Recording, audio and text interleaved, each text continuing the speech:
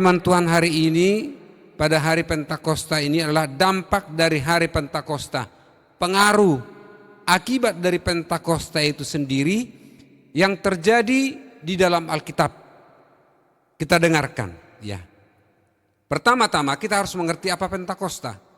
Supaya tidak ada keraguan kita tentang Pentakosta, Alkitab mencatat Pentakosta. Jadi kalau gereja kita namanya Pentakosta itu langsung dari Alkitab, tidak penafsiran, tidak pakai apa, langsung dari Alkitab. Bayangkanlah kalau satu nama, ya, nama itu punya arti. Namamu, saya punya 4 anak laki-laki, semua punya arti nama itu. Kita bergumul itu, ya. Bahkan anak-anak muda sebelum menikah sudah merancang nama anaknya, ya. Nama itu punya makna. Pentakosta, luar biasa. Apa makna Pentakosta? Dalam perjanjian lama ada Pentakosta, bukan ada perjanjian baru. Dalam perjanjian lama Pentakosta itulah hari ke-50. Ya. Itu hari raya panen, mereka mempersembahkan, umat Israel mempersembahkan hasil panennya dibawa ke rumah Tuhan. Jelas. Dihitung dari mana? Dari Paskah. Paskah perjanjian lama dihitung dari pembebasan bangsa Israel dari Mesir. Ya, hari ke-50. Jadi 7 minggu itu 1 hari ke-50. Makna Pentakosta dalam perjanjian lama. Jadi ada Pentakosta dalam perjanjian lama. Lalu apa makna Pentakosta dalam perjanjian baru? Makna Pentakosta dalam perjanjian baru dalam Kisah Para Rasul 2 jelas ditulis hari Pentakosta atau Pentakosta.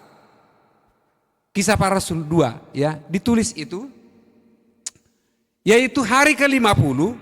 Dihitung dari mana? Dihitung dari Yesus bangkit dari antara orang yang mati. Dia bangkit, saudara-saudara.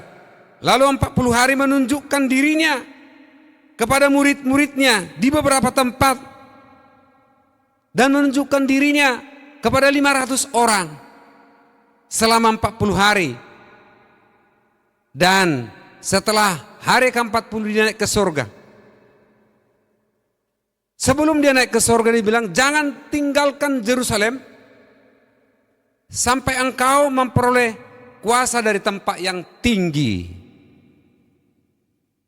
Nah, 10 hari mereka di Yerusalem itu di loteng bertingkat 2 yang sampai hari ini tempat itu ada, saudara-saudara, tidak dirubah.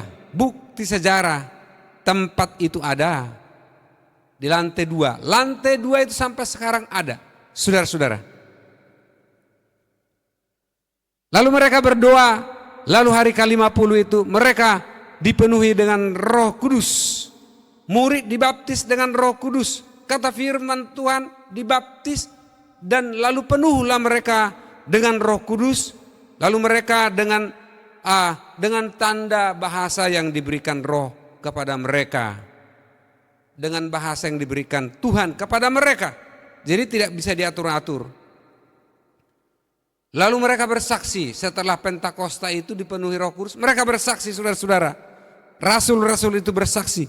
Petrus berdiri, berkhotbah. Yang tidak pernah berkhotbah, berkhotbah. Jadi orang-orang yang dipenuhi Roh Kudus, dia harus pasti menyampaikan Injil. Tidak bisa tidak. Orang-orang yang dipakai Roh Kudus, pasti dia bersaksi. Tidak bisa tidak. Ya, itu yang terjadi. Lalu ketika mereka dipenuhi Roh Kudus hari Pentakosta itu, itulah lahirnya gereja.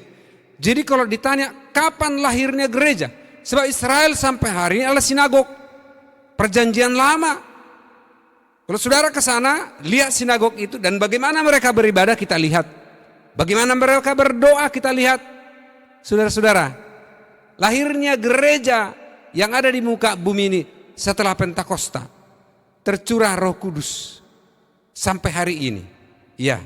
Mari kita baca Kisah 2 ayat 1 sampai 4. Ya. Kisah 2 ayat 1 sampai 4 saya akan bacakan. Judulnya adalah Pentakosta. Perikopnya Pentakosta. Ketika tiba hari Pentakosta, semua orang percaya berkumpul di satu tempat. Tiba-tiba turunlah dari langit suatu bunyi seperti tiupan angin keras yang memenuhi seluruh rumah di mana mereka duduk. Dan tampaklah kepada mereka lidah-lidah seperti nyala api yang bertebaran dan hinggap pada mereka masing-masing. Maka penuhlah mereka dengan Roh Kudus. Saya ulangi, maka penuhlah mereka dengan Roh Kudus. Lalu mereka mulai berkata-kata dalam bahasa-bahasa lain seperti yang diberikan oleh Roh itu kepada mereka untuk mengatakannya. Waktu itu Yerusalem diam orang-orang Yahudi yang saleh dari segala bangsa di bawah kolong langit ini. Ya, Pentakosta. Pentakosta itu dicatat dalam Alkitab. Artinya pencurahan Roh Kudus. Ya. Bahwa Roh Kudus, pencurahan Roh Kudus itu sudah dirancang oleh Tuhan jauh-jauh hari dalam Alkitab. Ya. Dalam Alkitab Perjanjian Baru ini ada pengajaran sedikit supaya kita memahami ya. Bagi yang sudah paham tentu harus diulangi. Kalau dikatakan aku sudah tahu itu Pak Pendeta, ya. Itu sama dengan orang lapar. Aku sudah makan. Ya, kau tidak makan lagi nanti siang dong karena udah makan. Ya. Makan itu 3 kali sehari. Memang harus kita makan terus jasmani dan makan rohani. Firman Tuhan semakin diucapkan semakin berkuasa. Semakin didengar firman yang sama semakin berkuasa. Semakin tidak didengar tidak ada kuasanya saudara-saudara. Ketika kita mendengarkan jangan khawatir, pas kita khawatir kita baca firman Tuhan ada kuasa. Yesusku mengatakan jangan khawatir. Nah, apa pengajaran Roh Kudus atau Roh Allah di dalam Perjanjian Lama? Ya. Pertama sudah dinubuatkan tentang pencurahan Roh Kudus oleh Nabi Yoel 2 ayat 28 dan 29. Dikatakan demikian, pada hari-hari terakhir aku akan mencurahkan rohku kepada semua manusia. Semua manusia yang merindukan. Kalau semua manusia yang jahat, yang melawan Allah, masa diberikan? Ya. Tapi itu urusan Tuhan.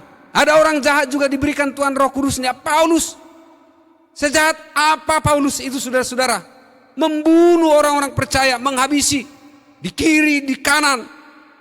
Pedang. Menghabisi orang percaya. Sejahat apa dia?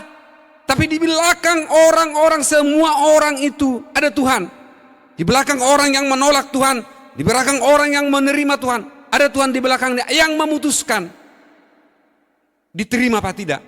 Itu kehendak Tuhan. Haleluya. Tuhan berkata kepada Nabi Yoel, pada hari-hari terakhir aku akan mencurahkan rohku. Tolong mic saya dinaikkan. Dinaikkan sedikit supaya tidak habis suara saya. Haleluya. Ya. Aku akan mencurahkan rohku kepada semua manusia. Maka anak-anak muda akan bernubuat. Orang-orang muda akan bernubuat. Dikasih penglihatan. Teruna-teruna akan punya penglihatan masa depan. Dan orang-orang tua akan bermimpi. Itulah yang terjadi pada hari Pentakosta kepada murid-murid. Maka Petrus berdiri. Apa yang dinubuatkan oleh Tuhan Nabi Yoel, itulah yang terjadi kepada kami. Dicurahkan Roh Kudus. Hesekiel 36 ayat 26 sampai 27 itu, rohku akan kuberikan diam di dalam batinmu. Ya. Rohku akan kuberikan diam di dalam batinmu. Sudah dinubuatkan itu. Nah, penyebutan Roh Allah atau Roh Kudus ada 130 kali dalam Perjanjian Lama. Penyebutan kata roh di dalam Alkitab Perjanjian Lama ada 400 kali. Saudara-saudara, jadi Roh Kudus itu memang sudah dirancang Allah. Dan Roh Kudus itu Allah Tritunggal. Allah Bapa, Allah Anak, Allah Roh Kudus. Ketikanya yang esa. 3 pribadi tetapi 1 esa. Ya. Saudara-saudara, tidak akan bisa orang mengerti Tritunggal kalau dibahas dengan logikanya sendiri. Tetapi ketika orang menerima Roh Kudus itu, saudara-saudara, mengertikan Tritunggal itu gampang. Kenapa? Roh Kudus ada di hatinya. Dan Roh Kudus itulah yang menerangkan siapa Yesus, Alkitab kepada saudara-saudara. Jadi jangan engkau berbelat-belit, berteori, sampai tegang-tegang leher tentang Allah Roh Kudus. Tidak bisa itu dijangka manusia kalau hanya pikiran sendiri. Tetapi ketika Roh Kudus ada di hati saudara-saudara, sangat gampang mengertikan itu. Artinya apa? Memang dari perjanjian lama sudah dirancang.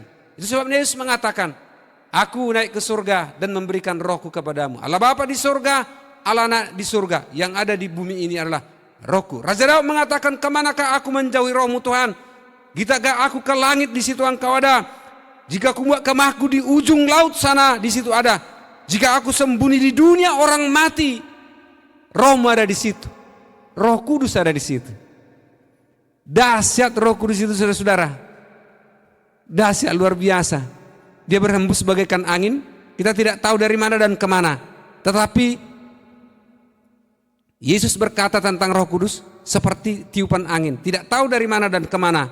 Tetapi didengar suaranya dan kita rasakan angin sepoi-sepoi. Ketika kita panas, keringat di rumah, lalu kita keluar, kita rasakan angin itu. Orang-orang yang menerima Roh Kudus merasakan itu saudara-saudara. Tapi orang-orang yang tidak menerima Roh Kudus saudara-saudara, dia akan berpolemik sampai Tuhan datang. Biarkan saja dia berpolemik. Kekristenan bukan hanya dibicarakan saja, tetapi dialami. Kuasa Tuhan bukan hanya dibicarakan saja, tetapi diterima. Itulah yang terjadi hari Pentakosta itu. Dalam perjanjian baru ada sekitar 95 kali diucapkan tentang Roh Kudus dan ada 25 kali tentang Roh Allah. Saudara-saudara, begitu dirancang ya, Roh Kudus itu bekerja di hati saudara-saudara, di hati kita, di hati setiap orang-orang percaya. Siapapun yang percaya kepada Tuhan Yesus, ya, ada Roh Kudus di hatimu. Yang menjadi pertanyaan renungan kita hari ini, apa yang menjadi dampak dari hari Pentakosta atau pencurahan Roh Kudus? Apa dampaknya? Apa pengaruhnya dalam hidup dalam gereja? Pertama adalah para murid dipenuhi Roh Kudus. Dipenuhi Roh Kudus. Berani mereka bersaksi. Saudara-saudara, tanda pertama yang dialami murid-murid itu dari ketakutan berubah menjadi keberanian. Dari tempat persembunyian mereka keluar saudara-saudara. Keluar. Dituduh mereka orang mabuk. Aku belum mabuk sebab hari ini masih jam 9. Berani saudara-saudara. Itu sebabnya kita mengatakan dipenuhi Roh Kudus, tandanya adalah satu, berani dan penuh kasih. Haleluya. Itu tanda yang utama. Orang-orang yang dipimpin Roh Kudus, dipenuhi Roh Kudus, tidak ada takut saudara-saudara. Hanya kepada Tuhan takut saja. Tidak takut hari depan, tidak takut apa yang terjadi saudara-saudara. Itu yang dialami para rasul. Itu sebabnya gereja ini Pentakosta di seluruh dunia, di seluruh Indonesia, kebaktian 10 malam tetap ada. Sebab Yesus memerintahkan itu, jangan tinggalkan Yerusalem. Kita berdoa, ya, memohon kemurahan Tuhan. Jadi itu dampak pertama, para murid dipenuhi Roh Kudus, lalu mereka berani bersaksi. Saudara-saudara akan dipakai Tuhan bersaksi. Saudara yang membatasi itu, ya. Di keluargamu, engkau akan jadi kesaksian. Ya. Saya akan kesaksian di tengah-tengah keluarga, di tengah-tengah kantormu, apalagi di tengah-tengah gereja. Kalau orang-orang tidak berani bersaksi di gereja, boro-boro di tengah-tengah serigala, ya. Kalau saudara-saudara ke lapangan akan menghadapi serigala, ya, akan menghadapi preman-preman apapun semua. Kok tahu? Kita melewati itu. Kita berhadapan dengan itu, tapi tidak ada satu kata takut, tidak ada. Yang saya khawatirkan dalam hidup saya selama saya berjuang di lapangan, kalau tidak bertemu dengan orang. Kalau bertemu dengan orang siapapun itu, ada kebaikan yang dikasih Tuhan. Itu bagi saya kira berlaku yang sama. Kalau sudah tidak bisa ketemu, persoalan. Itu sebabnya saya di lapangan, saya berusaha bertemu siapa saja. Termasuk orang yang menghina saya, yang melawan saya, bertemu. Kalau bisa bertemu, saya turunkan dengan lemah lembut, dengan jelas. Dia ciut, sit. Begitu. Haleluya. Berani, saudara-saudara. Kalau saudara hari-hari ini ada ketakutan, datang kepada Tuhan. Sebab Yesus mengatakan kepada engkau setiap hari, firman Tuhan, jangan takut. Ingatlah, ketakutan itu bukan dari Tuhan, dari si jahat, dari setan, mau mempengaruhi kekuatanmu, mau merongrong engkau, lalu merusak kesehatanmu. Orang yang gampang sakit adalah orang yang takut dan khawatiran. Itu sebabnya baca Alkitab, belajar dari Tuhan Yesus yang tidak pernah takut, menghadap kematian pun tidak takut. Kita ini hanya ekonomi aja, hanya uang gak ada udah takut. Nggak datang ke gereja, ya, gak bisa. Lawan itu saudara-saudara. Bagaimana caranya? Cari uang. Ada orang Batak, saya belum ketemu, ya, kebetulan itu saya baru ketemu orang. Lalu saya tanya dia begini, itu kamu udah lama nggak usaha lapet ini? Lapet, tahu nggak? Oma Eti lapet. Ya, kue yang dibungkus-bungkus itu, ya, yang dimakan. Itu udah lama, itu usaha ini. Dari dulu itu usaha saya lapet. Ini beremu ini sekolah semua, kuliah semua dari lapet katanya. Gampang kan? Tapi ketika manusia udah ketakutan, dia tidak tahu lagi memutuskan apa yang kulakukan. Usaha apa yang kulakukan berputar-putar di ketakutannya. Hanya lapet. Dia punya rumah. Saya rumah tinggal di sini toh, lapet. Bagi Tuhan sederhana. Ketika engkau berani komitmen dengan Tuhan, aku berani Tuhan, saya maju amanat agung ini, Tuhan buka jalan kepadamu. Karena pikiranmu akan jernih, lalu keputusanmu akan tepat. Haleluya. Itu janji Tuhan untuk gereja. Dengarkan nanti profetik yang saya sampaikan. Saya kutip beberapa profetik yang saya terima, ya. Ada banyak dan banyak juga yang aku catat, saudara-saudara. Itu yang menguatkan iman saya percaya melayani di tempat ini, dan harus kusampaikan kepada umat-umat nanti di akhir khotbah ini. Dampak dari Pentakosta itu, pertama, para murid berani, ya. Kedua, lahir gereja, ya. Lahirnya gereja mula-mula setelah Pentakosta. Karena setelah mereka berdoa di situ, itu baca Kisah Para Rasul, harus dibaca Kisah Para Rasul, ya. Itu langsung mereka berdoa, langsung mereka Petrus berkhotbah, saudara-saudara, langsung dia melayani, langsung banyak petobat-petobat baru, saudara-saudara. Karena yang menjamah itu bukan Petrus, yang menjamah itu Roh Kudus, saudara-saudara. Kalau Roh Kudus sudah menjamah manusia, saudara-saudara, luar biasa. Apa tandanya? Damai dan sukacita yang belum pernah engkau alami selama-lamanya. Buah Roh Kudus kan begitu. Damai, sukacita. Ya. Lahirnya gereja baru. Gereja mula-mula dari Pentakosta. Setelah Pentakosta itu. Dan gereja ini sudah dirancang Tuhan akan berdiri di mana-mana, sudah dinubuatkan kepada Nabi Yesaya. Rumah-rumah Tuhan akan berdiri di gunung-gunung dan banyak orang suku bangsa berduyun-duyun ke sana. Mari kita baca dulu Yesaya 2 ayat 2 sampai 3 dan juga sama dengan firman Tuhan kepada Mika 4 ayat 1. Yesaya 2 ayat 2 sampai 3. Tolong dibaca yang di depan. Suara saya sudah mulai ini. Ya.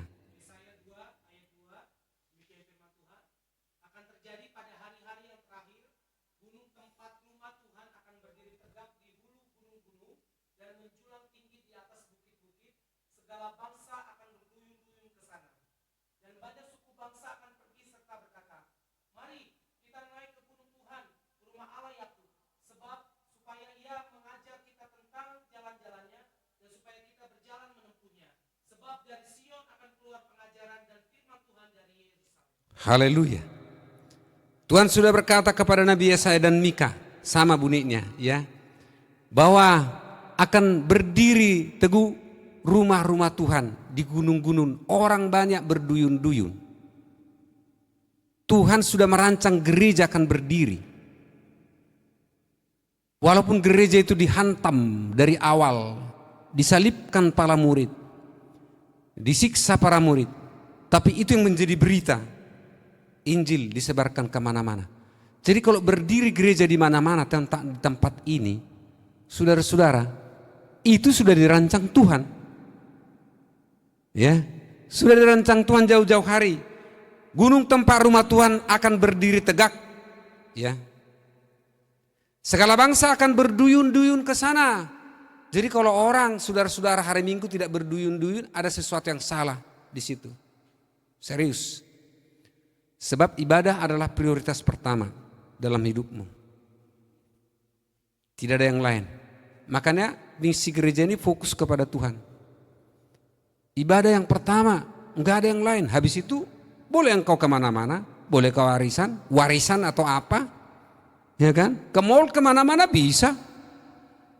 Tapi bayangkanlah karena arisan kau tidak datang ibadah. Hati saya aja sedih. Apalagi hati Tuhan, saudara-saudara. Ya, sudah dirancang itu. Hari Pentakosta ini salah satu pesan kepada saudara-saudara. Lonceng berbunyi, ibadah raya datang, engkau datang ke sini. Kecuali karena tugasmu. Ya. Karena memang harus bertugas di situ, ya enggak apa-apa lah. Tapi doakanlah supaya aku jadi bos Tuhan. Kalau bos itu, kalau sudah bos, dia mengatur waktu. Dia datang ibadah, dikendalikan semua pasukannya. Saya mengalami begitu, saudara-saudara. Sabtu Minggu kami harus kerja. Iya, karena beban kerja. Tapi saya ada di gereja, saya ada khotbah. Saya bisa mengendalikan mereka. Haleluya. Itu doa saya kepada generasi-generasi di gereja ini. Dan Tuhan kasih itu profetiknya. Saudara akan diangkat Tuhan. Tancapkan bendera Kristus di situ. Jangan ragu soal itu. Saudara akan diangkat Tuhan. Orang-orang yang berpengaruh, yang berdampak. Ya. Dan segala bangsa akan berduyun-duyun ke sana. Mari kita naik ke gunung rumah Tuhan. Siapakah yang mengatakan mari kita datang ke gereja? Saudara. Ini salah satu komitmen kita dalam hari Pentakosta ini. Semua bergerak mengajak jiwa-jiwa orang-orang datang ke gereja. Sebab mari kita naik ke gunung Tuhan. Orang yang mengajak itu, Tuhan yang menjamah hatinya, memberkatinya.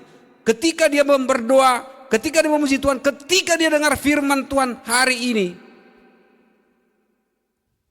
dia akan diberkati. Karena firman Tuhan berkuasa, saudara-saudara. Dahsyat, berkuasa. Supaya mengajar kita dan kita berjalan menempuhnya. Di gereja ada pengajaran. Nah, pertanyaannya, kenapa gereja ada yang lemah? Kenapa di antara pelayan ada yang mengatakan ini, ya? Kenapa bisa lemah?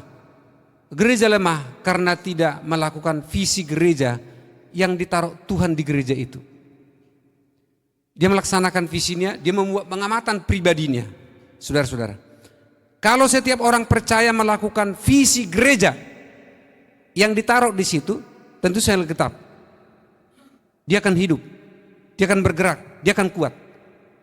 Gereja kita ini apa visinya? Menjadi garam dan terang, menjangkau jiwa-jiwa. Mengajak orang-orang datang kepada Tuhan. Kalau ini tidak dilakukan saudara, maka pandangan saudara akan melihat kelemahan-kelemahan gereja. Pandangan saudara akan melihat kelemahan-kelemahan seseorang. Lalu iblis memutar balik itu menjadi akar kepahitan. Kenapa? Dia tidak lakukan visi gereja.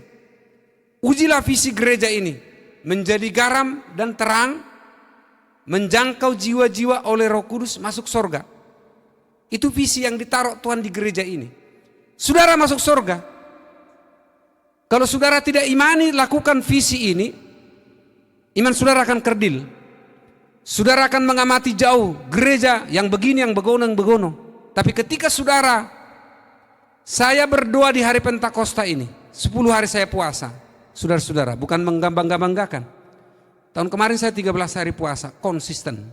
Setiap Sabtu saya puasa. Saya ajak, bukan hanya saya sebetulnya, saudara-saudara lah yang tahu. Kita ajak semua pengerja setiap hari Jumat jam 7 malam off makan sampai jam 12 siang. Berdoa. Tentu ada topik doa. Saudara-saudara saya doain terus. Ya. Lihat visi ini. Orang-orang gereja siapapun yang tidak menyadari visi ini, dia akan lemah. Kenapa? dia tidak lakukan apa yang Tuhan taruh di gereja itu. Ujilah visi dari segala sudut. Kalau saudara enggan masuk sorga, jangan datang ke gereja ini. Karena visi gereja ini masuk sorga. Tidak usah datang ke gereja ini.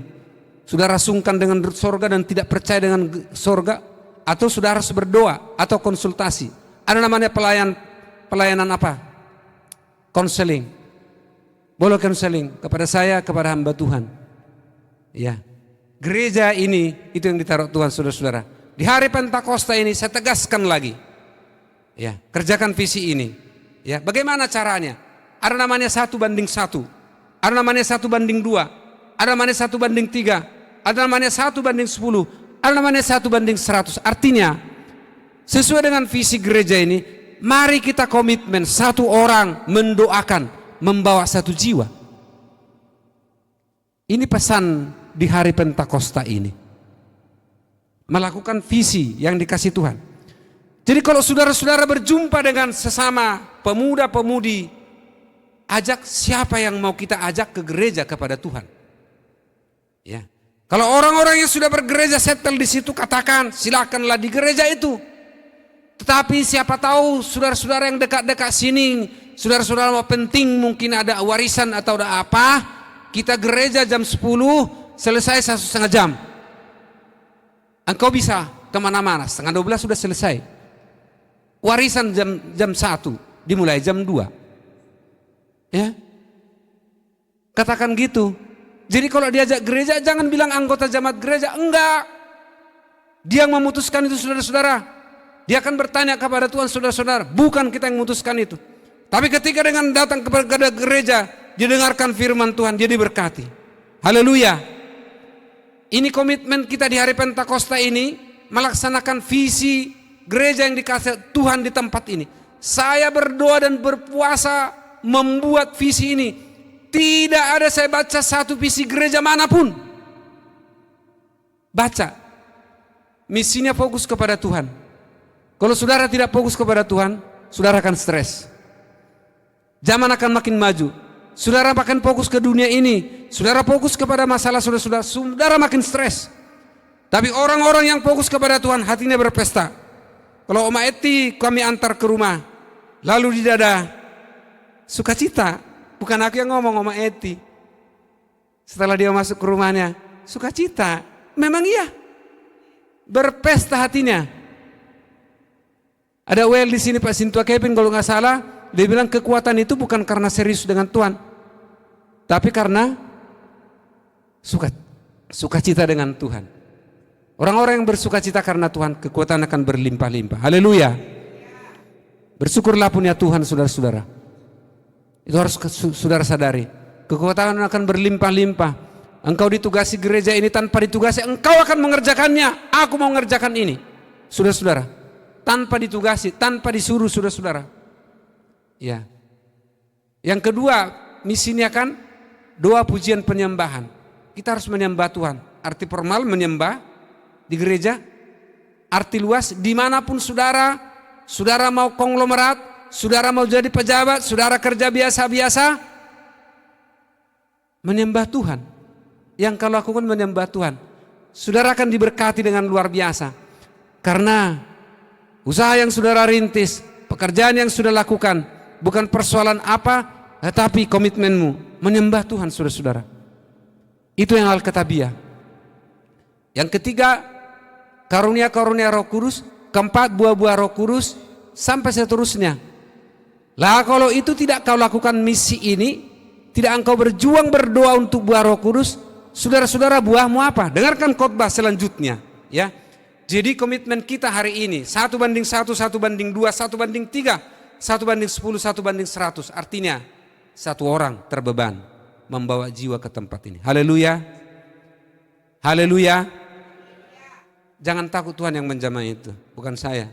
Tapi saya, hamba-hamba Tuhan, dipakai Tuhan untuk berkhotbah, berapi-api penuh dengan Roh Kudus. Ditaruhkan firman Tuhan di mulut, di hati kita, di pikiran kita.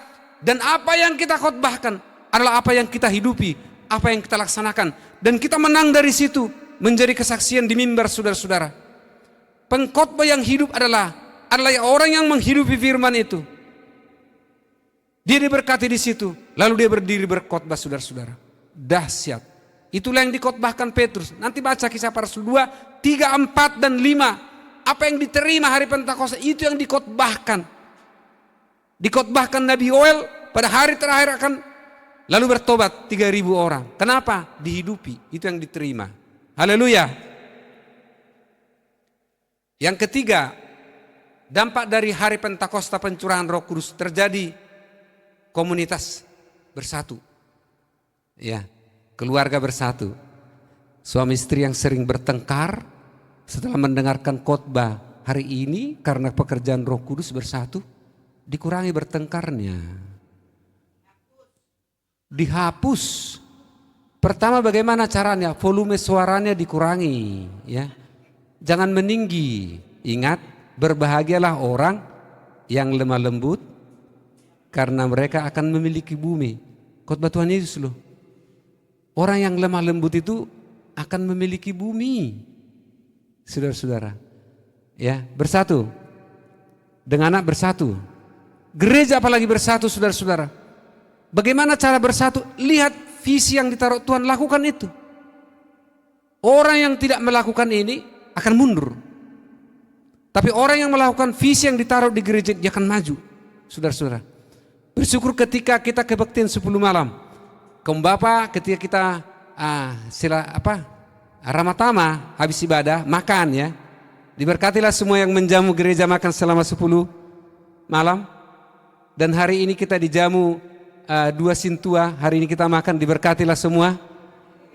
Ya, makan siang diberkati. Semua yang ketaruhkan di tangan Tuhan, di hati Tuhan. Tidak ada yang sia-sia. Ada kesaksian dari gereja ini, cuma belum bersaksi. Ketika kami meletakkan sesuatu di gereja ini, aman, ekonomi naik. Di gereja ini luar biasa dahsyat, dia bilang. Suatu saat dia akan bersaksi menguatkan saudara-saudara. Tuhan ada di tempat ini. Tapi ketika orang tidak melihat visi ini, hanya tulisan saja, dia akan mundur, saudara-saudara. Jangan heran. Ada beberapa orang yang mundur dari gereja ini. Saya tidak tahu penyebabnya. Yang pertama ada dulu Bapak, ya, mundur tidak tahu penyebabnya. Lalu mendoakan orang sakit di gerejanya, dia mati. Iya, kami layat dia. Tidak tahu sebabnya. Ada satu pelayan Tuhan yang mundur dari tempat ini, saudara-saudara. Karena kita buat leluasa dia berkhotbah di sini apapun pelayanannya. Lalu dia nggak tahu kenapa merintis pelayanan. Saya panggil tidak boleh 2 kaki. Kalau di sana, kalau di sini, sini. Saudara-saudara, dia keluar stres. Ya, stres apa namanya? Putus kakinya. Jadi dikirim setelah stres, diputus kakinya sekarang karena gula, saudara-saudara. Tidak tahu penyebabnya. Kenapa, saudara-saudara? Sesungguhnya gereja ini berdiri. Nanti saya sampaikan profetiknya, ya. Kenapa kita dirikan gereja ini? Ada pesan Tuhan untuk gereja, untuk saya melalui hambanya. Maka kita buat gereja ini. Dengarkan profetik nanti, ya. Dampak daripada Pentakosta itu terjalin komunitas persatuan. Kisah 2, 44-47 dikatakan, gereja mula-mula bertumbuh, bersatu, ya. Jadi setelah mereka dipenuhi Roh Kudus, Kisah 2 ini masih sampai 44, ya. Mereka bersatu, suka berkumpul di bait Allah. Persekutuan dari rumah ke rumah, komsel namanya. Ibadah, komsel. Dan makan bersama dengan gembira, makan bersama. Ya kebetulan kita ibadah 10 malam, komsel makan. Ya saya kan tidak susah mengajak. Ibu Gembala bilang, siapa yang mau menjamu silakan tulis namanya, ditulisin semua. Ya, datang gereja, bukan harus bawa makanan, ya, bukan, ya. Saudara datang ke gereja ini, ibadah raya, itu sudah diperhitungkan Tuhan. Hati saya aja senang. Apalagi itu hati Tuhan. Kalau saudara-saudara tidak datang gereja, kemana dia Tuhan? Apalagi engkau berdoa, kau lipat tanganmu, kau sampaikan persoalanmu, pergumulanmu. Kau doakan gereja dan visi misi gereja ini. Engkau dahsyat, saudara-saudara. diberkati Tuhan, dipakai Tuhan. Ya.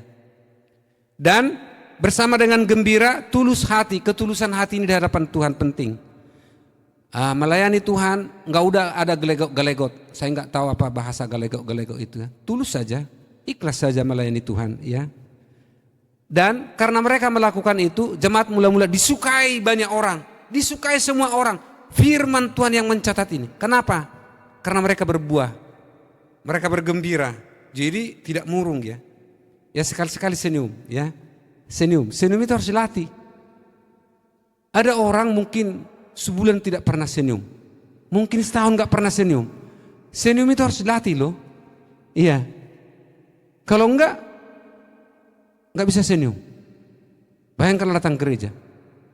Nah, para pelayan Tuhan, saudara-saudara diamati jemaat. Bagaimana mukanya Pak Pendeta, ya kan? Bagaimana wajahnya sintua, guru, diamati loh itu. Ya, tapi kalau welcome, Asir selamat datang gitu ya. Saya mantan kepala kantor di beberapa tempat. Ketika aku ditugasi Asir, istri saya contohnya, lihat itu. Selamat datang Pak. Saya tunduk. Ketika hujan, saya payungi mereka ke mobilnya. Istri saya bilang, luar biasa loyalitas pelayananmu. Saya dikawal orang, ada supir, ada yang buka pintu saudara-saudara. Tapi ketika saya melayani Tuhan, atribut itu saya tinggalkan semua. Enggak ada. Saya hamba Tuhan. Yesus saja udah turun sampai ke tempat yang rendah. Dia tidak mempertahankan kesetaraannya dengan Allah. Tidak dipertahankannya. Tapi dia turun rela sampai mati. Saudara-saudara, ketika engkau mendengarkan firman ini, bercermin kepada Yesus, tidak ada sesuatu yang kau pertahankan harga dirimu. Tidak ada lagi harga diri kalau udah melayani saudara-saudara. Turun sampai mati di kayu salib. Kalau enggak begitu, pelayan Tuhan dari mana belajar dia? Saya tidak tahu gurunya siapa. Kalau kesombongan yang ditumpilkan, gurunya adalah setan. Karena setan itu, karena kesombonganlah dia sebagai malaikat diturunkan ke muka bumi. Saudara-saudara yang terkasih dalam nama Tuhan, kita harus belajar jemaat mula-mula itu. Baca itu nanti Kisah Para Rasul. Sebab kalau tidak engkau meninggalkan kasihmu yang mula-mula dalam Wahyu, kaki dia akan diambil daripadamu. Jelas dalam Wahyu, harus kembali kepada kasih mula-mula. Mau seberapa engkau gereja, udah lama, umur saya 63, lalu jalan 64. Tuhan berkata harus kembali kepada kasih mula-mula. Itu yang menjadi persatuan. Ya, kalau engkau tidak kembali ke kasih mula-mula, suami istri akan berantem terus. Terus akan berantem dan berantem terus. Kenapa? Dia tidak baca Wahyu. Dicela itu karena ditinggalkan kasih mula-mula. Saudara-saudara, kembali kepada kasih mula-mula itu. Gereja mula-mula, keluarga yang mula-mula. Bagaimana engkau mulai keluargamu? Kembali ke situ. Yang keempat, dampak daripada Pentakosta adalah berbuah. 1 Korintus 13 ayat 1 sampai 9. Ya. Berbuah. Mereka berbuah. Kalau tidak berbuah, ya coba ditayangkan 1 Korintus 13 ayat 1 sampai 9. Buahnya adalah kasih. Ini penting kita baca ya. Tolong dibacakan Pak Sintua Jacqueline. 1 Korintus 13 ayat 1 demikian firman Tuhan. Sekalipun aku dapat berkata-kata dengan semua bahasa manusia dan bahasa malaikat, tetapi jika aku tidak mempunyai kasih, aku sama dengan gong yang berkumandang dan canang yang gemerincing. Ya. Sekalipun berkata-kata dalam bahasa apapun, termasuk berkata-kata dalam bahasa roh, kalau tidak punya kasih, sama dengan gong yang gemerincing. Lanjut. Sekalipun aku mempunyai karunia untuk bernubuat dan aku mengetahui segala rahasia dan memiliki seluruh pengetahuan, dan sekalipun aku memiliki iman yang sempurna untuk memindahkan gunung, tapi jika aku tidak mempunyai kasih, aku sama sekali tidak berguna. Orang sudah bernubuat nih, ya, sudah punya pengetahuan, seluruh pengetahuan, memiliki iman kepada Yesus ini. Kalau tidak punya kasih, sama sekali tidak berguna. Sama sekali tidak berguna. Lanjut. Dan sekalipun aku membagi-bagikan segala sesuatu yang ada padaku, bahkan menyerahkan tubuhku untuk dibakar, tetapi jika aku tidak mempunyai kasih, sedikit pun tidak ada faedahnya bagiku. Lanjut.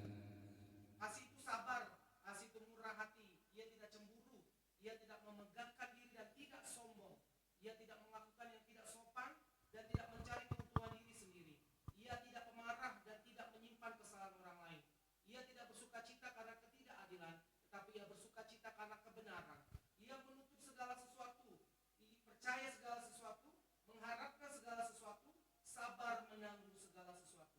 Kasih tidak berkesudahan, nubuat akan berakhir, bahasa roh akan berhenti, pengetahuan akan lenyap, sebab pengetahuan kita tidak lengkap dan nubuatan kita tidak sempurna. Haleluya. Kasih tidak berkesudahan. Nubuatan akan berakhir. Bahasa roh akan berakhir. Pengetahuan akan berakhir. Ketika Yesus datang, itu berakhir, saudara-saudara. Tapi yang tetap kasih selama-lamanya. Itu sebabnya harus berbuah. Ya. Yesus berkata dalam Matius 12 ayat 33 dikatakan gini, pohon dikenal dari buahnya. Ya. Pohon dikenal dari buahnya.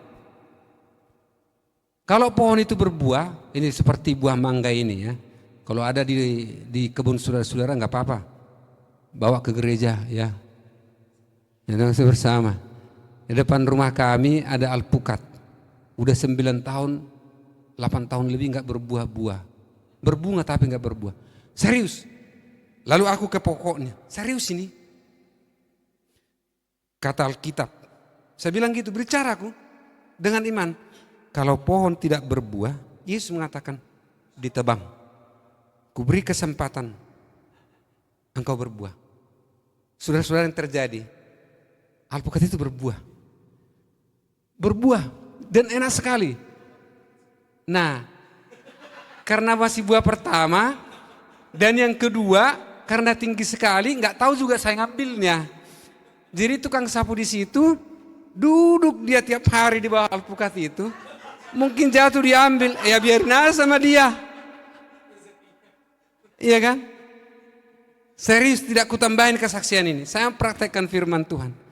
Karena ada dulu di situ durian, nggak berbuah, saya tebang memang. Saya tebang, gitu. Karena Yesus mengatakan, ya dalam Lukas 13 ayat 6 sampai 9, pohon ara yang tidak berbuah ditebang. Ya, tapi dikatakan pohon ara itu tidak berbuah. Lalu pengusaha kebun itu mengatakan, berikanlah kesempatan 1 tahun. Kalau tidak, ditebang. Saudara-saudara, kekristenan harus berbuah. Kekristenan bukan teori, bukan hanya ngomong. Berbuah, saudara-saudara. Apa yang menjadi buahmu? Ya, itu kekristenan. Yesus yang mengatakan demikian. Dampak dari Pentakosta, mereka berbuah. Tiap hari mereka makan. Bahkan menjual kepunyaannya untuk kepunyaan bersama. Mungkin saat ini susah itu diterapkan. Tapi ketika engkau menjual sesuatu, setidaknya kau persembahkan ke gereja, ajak makan orang-orang di gereja ini, saudara-saudara. Ya, setidaknya disisihkan begitu. Haleluya. Saya 20 tahun yang lewat. Malaikat dengar ini. Tuhan tahu ini kesaksian. Di GP Grogol, ibadah Natal, saya bilang, istri saya bendahara. Ketika dia umumkan bendahara, saya bilang berdoa di depan, Tuhan berikan aku rezeki, berikan gereja ini makan. Tanggal 24, tanggal 25. Terjadi saudara-saudara, kami berikan. Sejak itu ekonomi kami naik. Tidak turun saudara-saudara. Karena Allah lakukan itu dengan iman. Bukan aku mengambil nama di gereja itu, enggak ada. Saudara-saudara, enggak penting nama saudara-saudara. Enggak perlu nama. Hanya satu nama, Yesus, yang ditinggikan. Haleluya. Naik ekonomi kami saudara-saudara. Kenapa? Tuhan tahu kerinduan itu, hati itu. Tuhan tahu itu. Ya. Apa yang menjadi buah kita? Alkitab mengatakan, lanjut di slide yang ke-7 ya. mungkin sedikit lebih butuh waktu khotbah saya karena hari Pentakosta ya, sabar. Dan supaya kita nanti agak lapar sedikit baru makan. Haleluya. Ya. Menghasilkan buah Roh Kudus ya. Yang pertama kasih. Kasih yang pertama. Urutan kelama kasih yang pertama. Kemudian sukacita. Tidak asal-asal ditulis itu. Sebab sekalipun kita punya nubuat, sekalipun kita berbahasa roh, sekalipun kita membagi-bagikan sesuatu, kalau tidak ada kasih sama dengan gong yang gemerincing. Maka nomor satu, urutan pertama itu. Ya. Sukacita. Kenapa harus sukacita? Kalau saudara enggak bersukacita, ya stres saudara. Ya, tensimu naik, kesehatanmu bolak-balik nanti, ya. Tapi kalau saudara bersukacita dari Roh Kudus, ya, itu harus dilatih. Renungkan firman Tuhan hari, latih. Saya bersukacita karena Tuhan. Ketika aku menghadapi masalah, saya punya Tuhan. Kalau saya sudah mengatakan begitu, saya terjang semua di dalam kebenaran. Tidak peduli saya di situ. Roh Kudus akan menuntun saudara-saudara. Ada sukacita. Ada damai sejahtera. Sejahtera hati kita. Ya.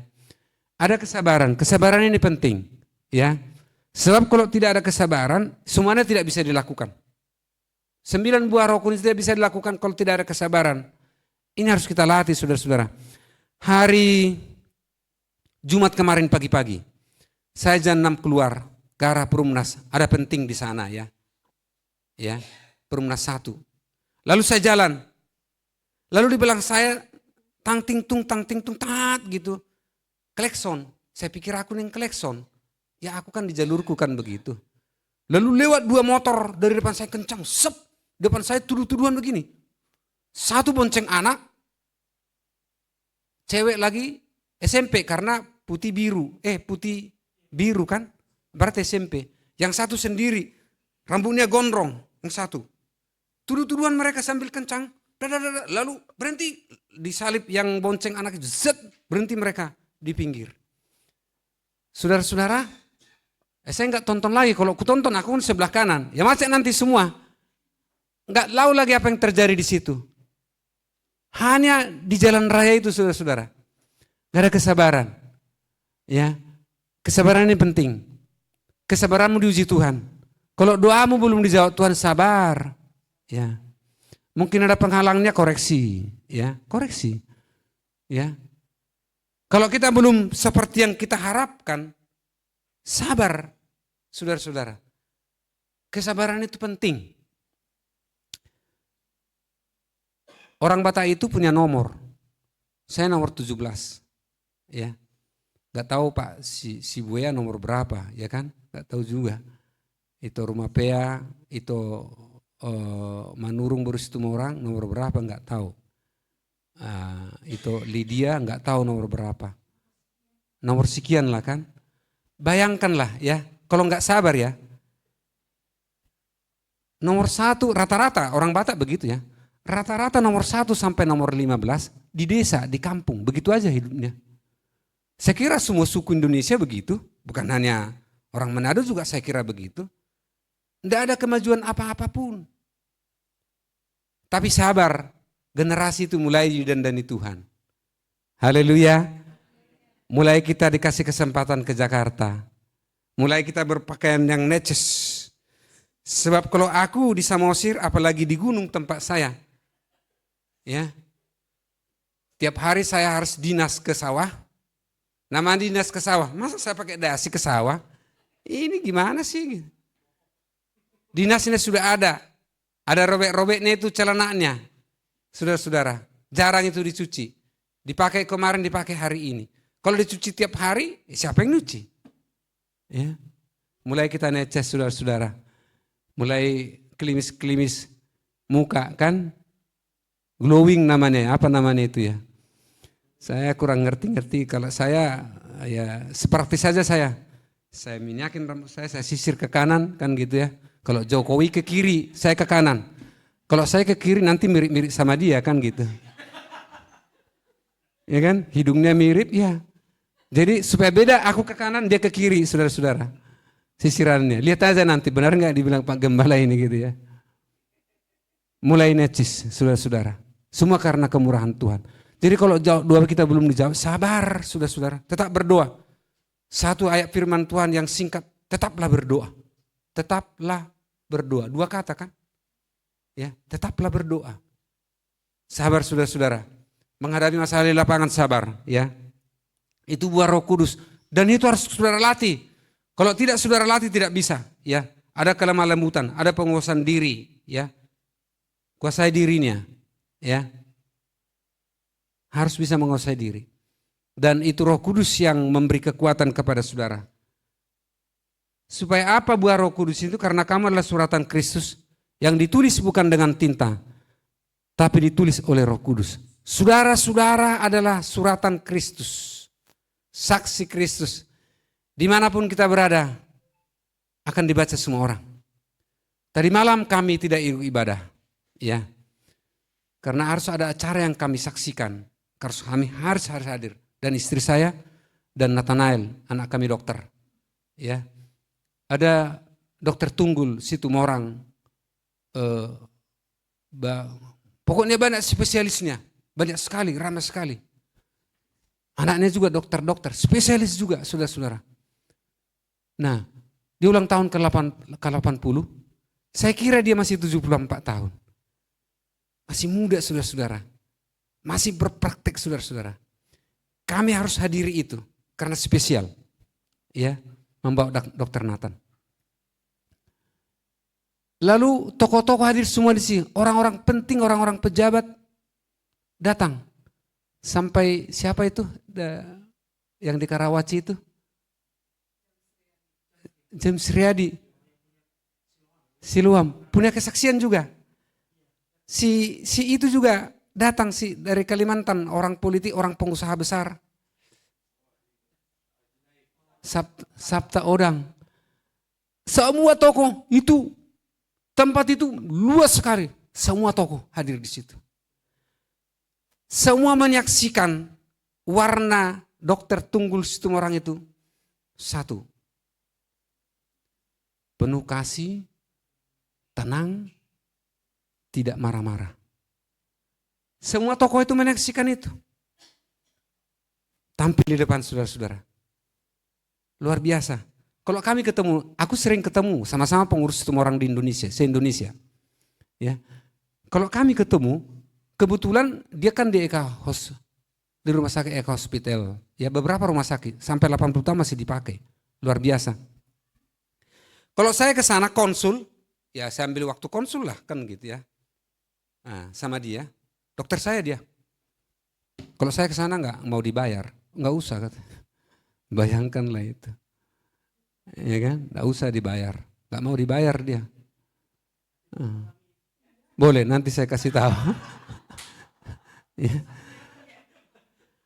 Saya sengaja dibuat agak terakhir supaya panjang ngomong, karena kebetulan dia dari desa.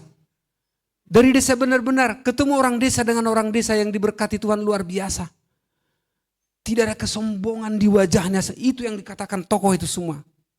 Tidak ada kesombongan di dokter ini. Semua. Dan aku juga melihat tidak ada kesombongan. Sengaja saya harus terakhir ketika saya ke sana supaya ngobrol banyak dengan dia.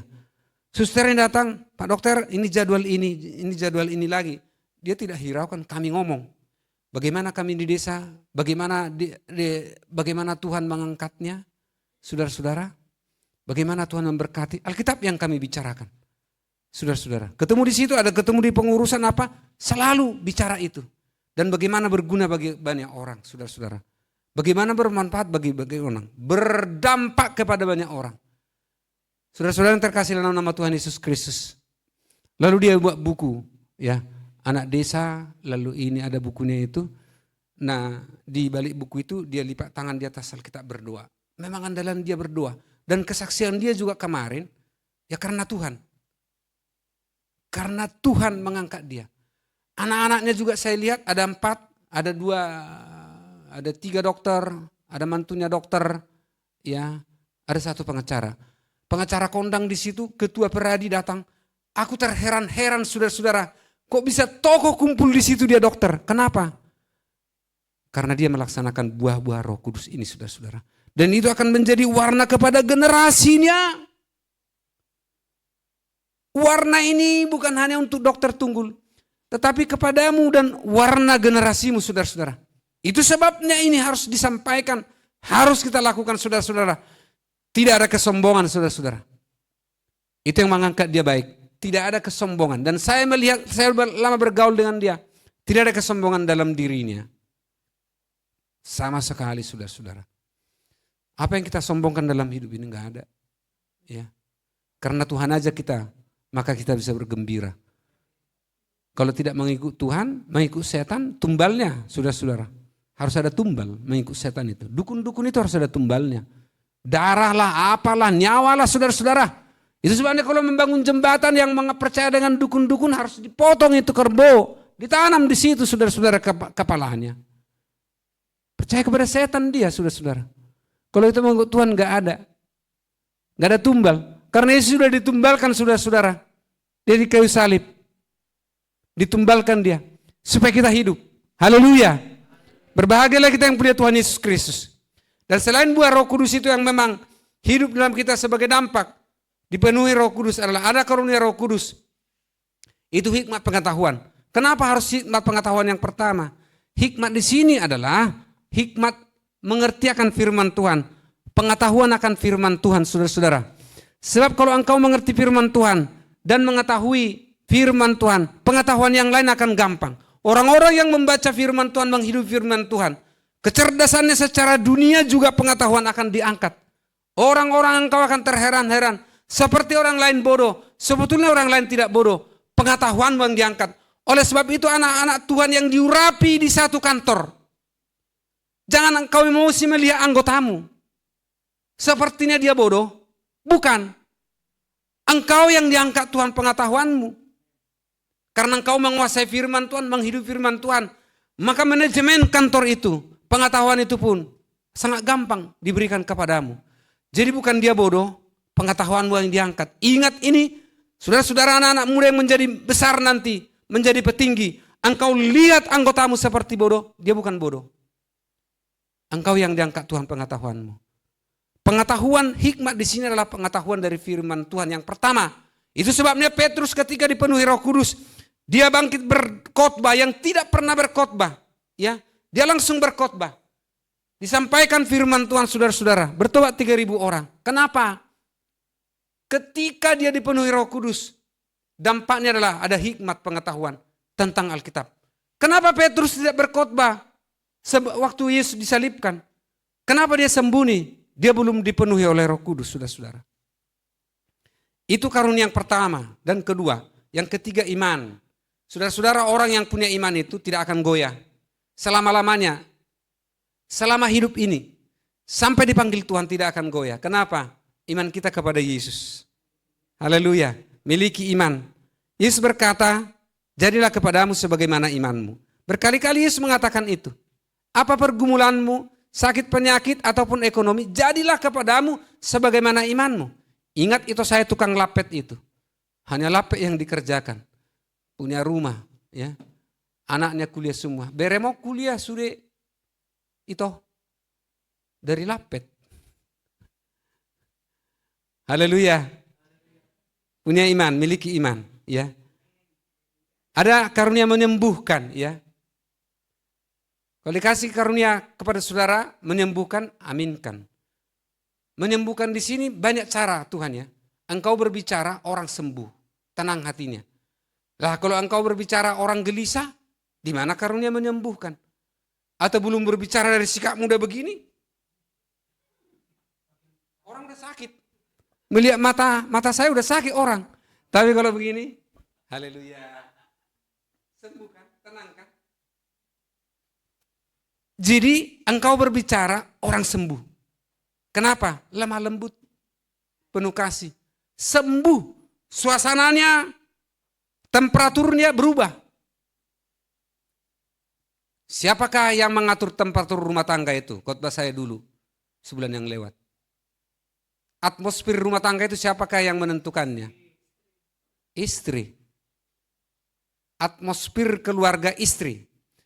Kalau istri tidak bisa memelihara atmosfer rumah tangga, konseling dengan saya. Tidak boleh menuduh. Sebab itu tidak kasih. Kasih itu menutupi segala sesuatu. Haleluya. Itu kasih. Saudara-saudara. Ya. Pelihara atmosfer itu, ya. Perkataanmu menyembuhkan. Kenapa kita ke dokter A? Kita gelisah. Kita ke dokter B. Ini saya ini. Begitu datang ke dokter B dia senyum. Dia bilang nggak apa-apa itu. Aku sehat. Tapi ada pernah ke dokter aku. Dia langsung, no. Saya takut. Serius, ini istri saya tahu. Rumah sakit besar lagi. Pangkatnya gelarnya spesialis berderet-deret. Tapi aku menjadi risau setelah dia mendengar. Ada aku ke dokter umum misalnya, datang udah senyum. Apa kabar Pak? Katanya. Wah ini bisa diskusi nih dokter ini gitu ya. Lah yang tahu tubuh saya kan saya. Emang dokter tahu tubuh saya? Penyakit saya kan karena saya katakan sama dia. Maka dia tahu saudara-saudara. Maka ada baiknya mendengar sebelum mengenali. Kita bersyukur ada 2 dokter di gereja ini. Saya senang sekali. Haleluya. Mereka akan membuat penyuluhan nanti. 2 dokter ini. Para bidan nanti akan tes darah. Siapa yang darah tinggi. Siapa yang emosional. Siapa yang gula. Ya, akan dibuat. Kita rencanakan nanti. Apakah ulang tahun gereja. Nanti kita rencanakan. Mereka penyuluhan. Haleluya. Kita diberkati oleh Tuhan. Ya. Mengadakan mujizat. Saudara, mujizat itu masih sampai ada. Sampai hari ini, sampai Tuhan datang, mujizat itu. Tetap kita berdoa, mujizat untuk gereja ini. Dan ada banyak mujizat di gereja ini, saudara-saudara. Ya, ada banyak mujizat. Berkat Tuhan. Bernubuat, karunia bernubuat itu untuk membangun ya. Jadi Tuhan sampaikan, itu sama dengan profetik. Beberapa profetik yang disampaikan Tuhan gereja ini, saya akan bacakan nanti, sampaikan kepada saudara-saudara. Ada banyak profetik yang menghibur saya. Itu sebabnya saya tetap bisa tersenyum melayani. Kalau tidak saudara-saudara, karena ada profetik, stres kalau enggak. Tapi ada guidance yang dikasih Tuhan, selain dari firman Tuhan, yang memang Roh Kudus berbicara. Membedakan bermacam-macam roh, ya. Jadi kita tahu. Saya di kantor itu menghadapi banyak orang ya. Menghadapi banyak orang di dalam dan di luar ya. Kalau rohnya itu dari dukun-dukun itu panas itu. Marah terus itu kerjanya. Ya. Tapi kalau rohnya itu dari Roh Kudus, lembut itu. Tenang itu. Iya. Itu pasti nggak bisa ditawar-tawar. Dari sonoknya udah begitu. Iya. Berkata-kata dalam bahasa roh. Jadi bahasa roh ini yang terakhir ini karunia. Ya. Terakhir. Dan menafsirkan bahasa roh.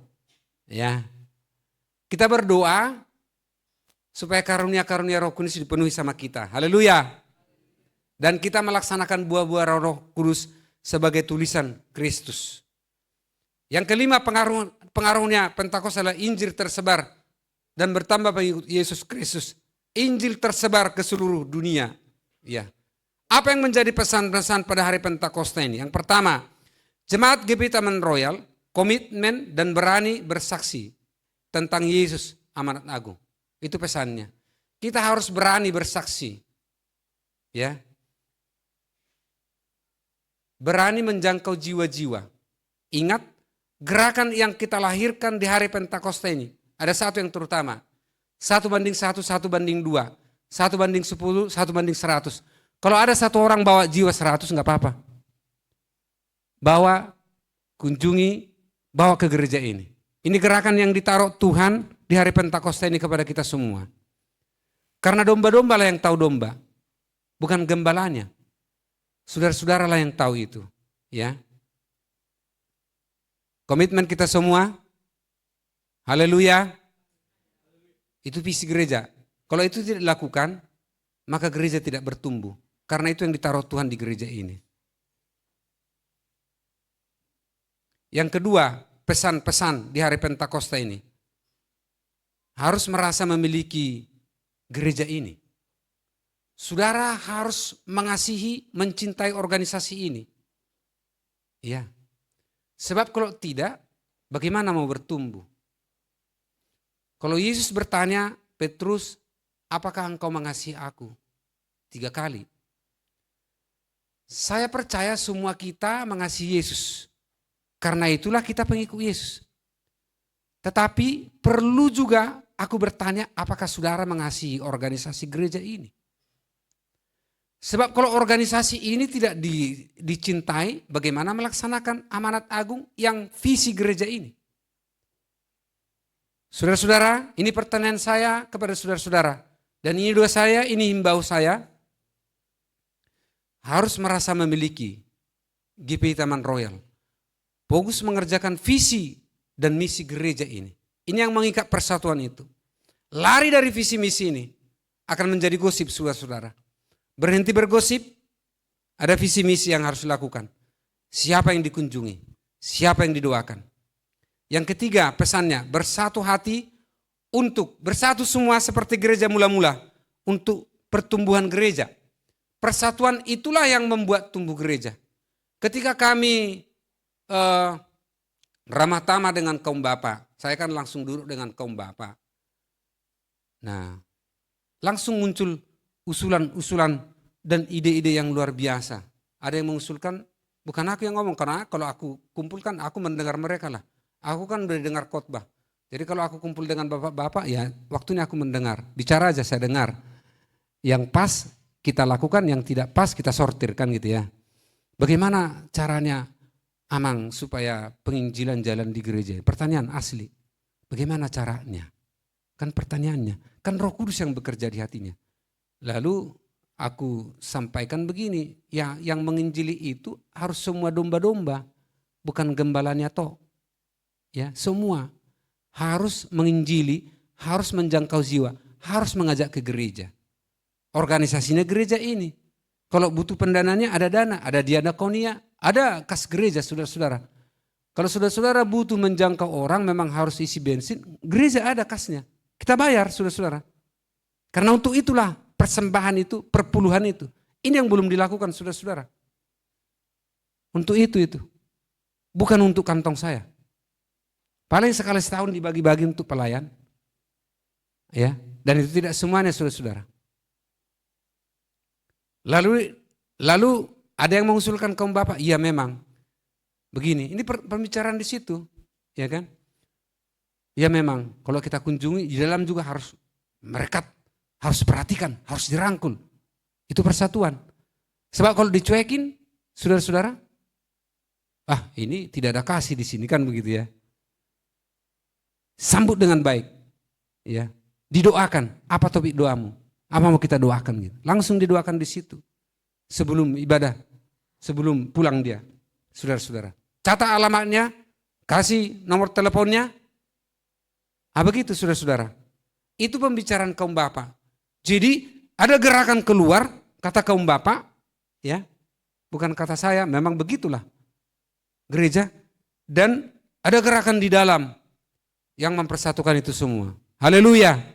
Itu yang kita lakukan setelah hari raya Pentakosta ini. Ya. Yang ketiga pesannya, bersatu hati untuk pertumbuhan itu tadi, dan betah beribadah. Harus betah beribadah. Saudara-saudaralah yang melatih. Latihlah dirimu beribadah. Kata firman Tuhan. Saudara yang melatih itu. Malah sedikit latih saya harus berangkat. Ya. Latih. Harus kau latih itu.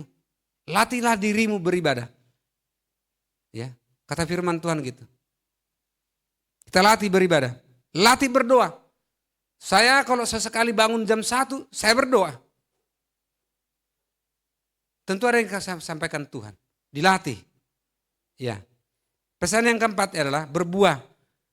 Dan jangan bersungut-sungut. Harus berbuah. Kalau tidak ditebang. Kata firman Tuhan. Ya. Coba dibaca 1 Korintus, jangan bersungut-sungut ya. 1 Korintus 10 ayat 10 sampai 11, tolong dibaca. 1 Korintus 10 ayat 10 sampai 11. 1 Korintus 10 ayat 10 dibikin firman Tuhan. Dan janganlah bersungut-sungut seperti yang dilakukan oleh beberapa orang di hari mereka, sehingga mereka dibinasakan oleh malaikat maut. Iya, saya ulangi. Dan janganlah bersungut-sungut seperti yang dilakukan oleh beberapa orang dari mereka, sehingga mereka dibinasakan oleh malaikat maut. Malaikat maut ini maksudnya adalah iblis. Karena iblis itu adalah dulu malaikat, karena sombong dijatuhkan ke bumi. Jadi orang yang bersungut-sungut di gereja di mana saja, hati-hati. Saya, tolong yang di belakang konsen, didengarkan khotbah ya. Jangan ada bicara yang lain, tolong yang di belakang, halo? Yang di belakang dengarkan khotbah, jangan bicara di belakang. Tuhan sedang berbicara. Tuhan sedang berbicara sekarang, ya. Saya sangat tertarik dengan kejadian ketika bangsa Israel ya bersungut-sungut itu. Semua orang yang bersungut-sungut itu yang mengatakan harus kembali ke Mesir karena di Mesir ada roti, ada ini, ada susu, ada daging gitu ya. Kembali ke Mesir dibilang gitu. Semua yang bersungut-sungut itu tidak sampai ke tanah Kanaan. Marah Tuhan. Dari penguntai itu hanya 2 yang percaya, yang lainnya bersungut-sungut. Pengintai yang bersungut-sungut itu, yang mengintai tanah Kanaan, yang mengatakan, oh mereka besar-besar, tidak mampu kita ke situ. Ya, lalu mereka menabarkan sungut-sungut itu kepada Israel. Semuanya habis. Makanya dia mengatakan, orang yang bersungut-sungut itu dibinasakan malaikat maut. Jangan ada sungut-sungut di gereja. Tidak boleh. Ini hari Pentakosta ya. Berhenti. Jangan-jangan karena sungut-sungut doamu nggak dijawab Tuhan. Bukan soal sungut-sungut tapi solusi. Gereja kotor, bersihkan. Walaupun ada cleaning service. Kita bayar itu saudara-saudara. Persembahan saudara itu. Kita bayar itu. Itu contohnya. Jadi bukan bersungut-sungut. Ya. Apa yang kurang? Solusi. Hidup itu adalah solusi.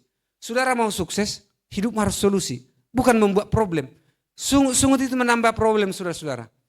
Di rumah tangga saudara-saudara bersungut-sungut habis. Malaikat sombong itu menghancurkannya. Malaikat maut menghancurkan. Tidak boleh bersungut-sungut. Orang yang bersungut-sungut itu adalah orang kurang iman. Oleh karena itu, kalau ada masalah, tetap kembali kepada firman. Kalau ada masalah sesama pelayan, laporkan kepada Pak Gembala. Ya, Pak Gembala yang nanganinya, memanggilnya. Bagaimana caranya? Ibrani 13 ayat 17 dikatakan begini. Kalau ada yang bermasalah, empat mata pimpinannya memanggil. Lalu nasihati, jangan begitu, kerjakan ini, tugasmu ini. Ya. Setelah itu tidak mau tugaskan, saya ambil saksi. 1-2 orang, lalu bicarakan ada saksi. Tetap tidak dilaksanakan itu, kata firman Tuhan, umumkan kepada jemaat. Harus diumumkan saudara-saudara.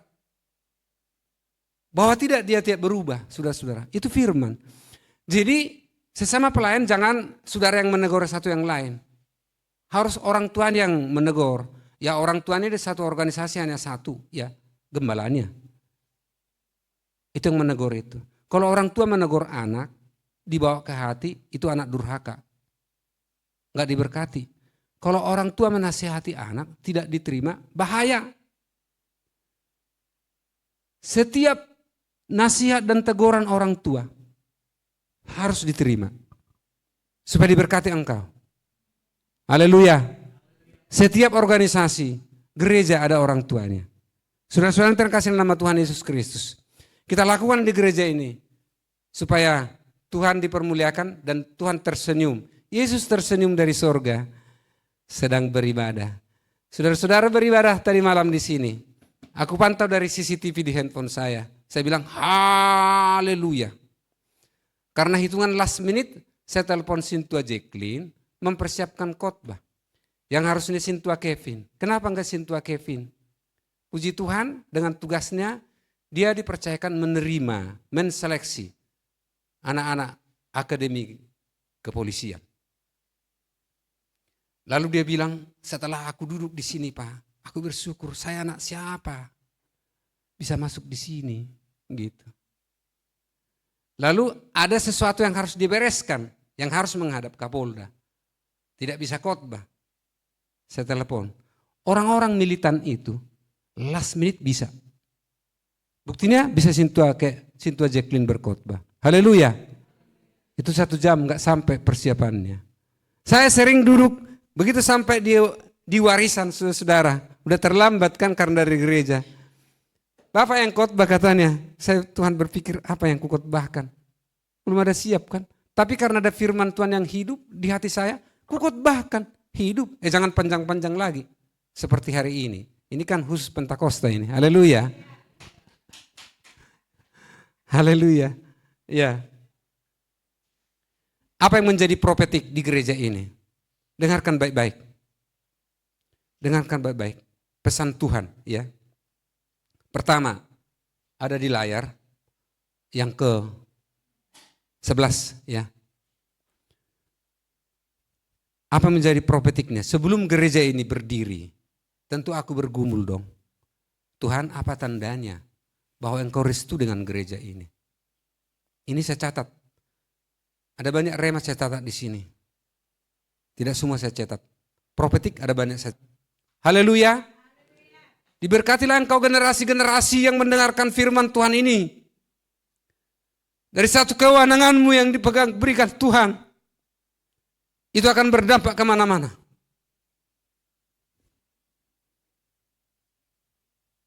Itu luar biasa saudara-saudara. Kenapa itu bisa stop? Tuhan sudah mengatakan, aku memberikan diriku. Berjumpa dengan umat-umat, dengan saudara-saudara di tempat ini. Ketika saudara-saudara berdoa, Tuhan dengar. Koreksi apa yang penghalang doamu. Apakah sungguh-sungguh atau gosipmu.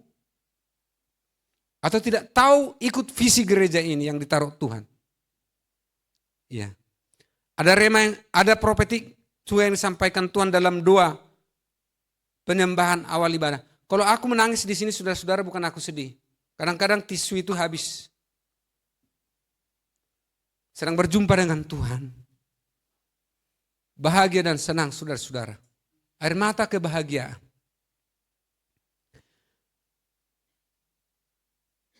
Aku ada di gereja ini.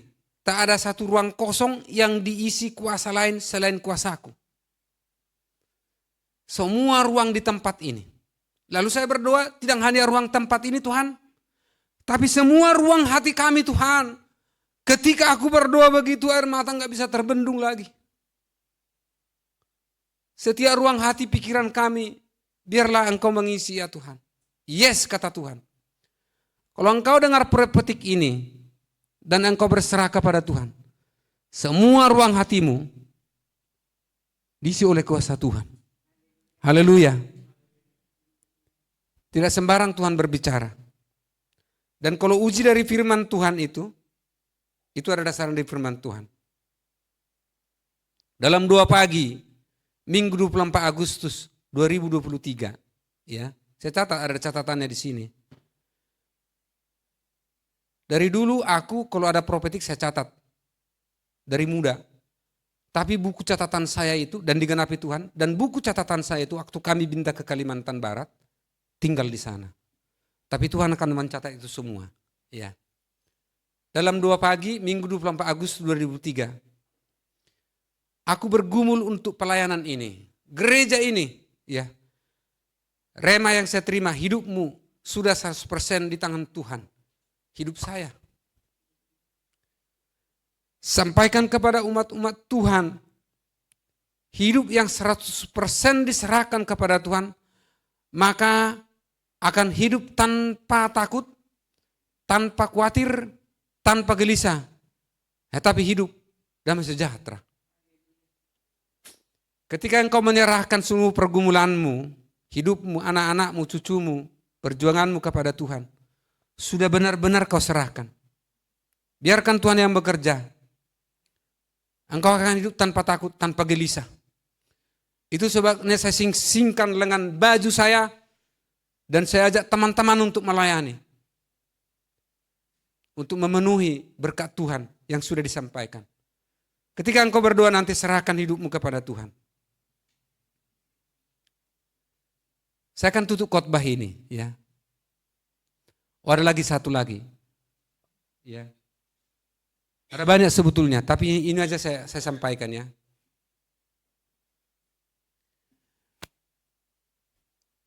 Selasa 5 November 2023 jam 4.00. GPI Taman Royal adalah jalanku. Aku Tuhan berjalan di gereja ini akan berdampak terhadap gereja. Dalam menghadapi segala sesuatu di gereja ini, tetaplah fokus kepada Tuhan, sebab Tuhan yang bertindak. Terima kasih Tuhan. Itu yang membuat kita kuat di gereja ini. Goncangan boleh tetap ada.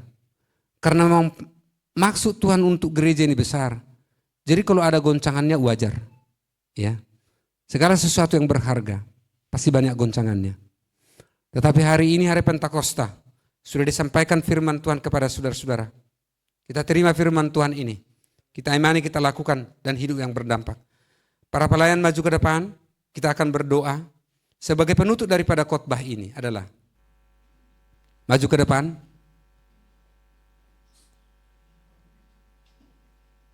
Roh Kudus adalah sumber daya penggerak untuk hidup yang berdampak sesuai dengan kehendak Tuhan.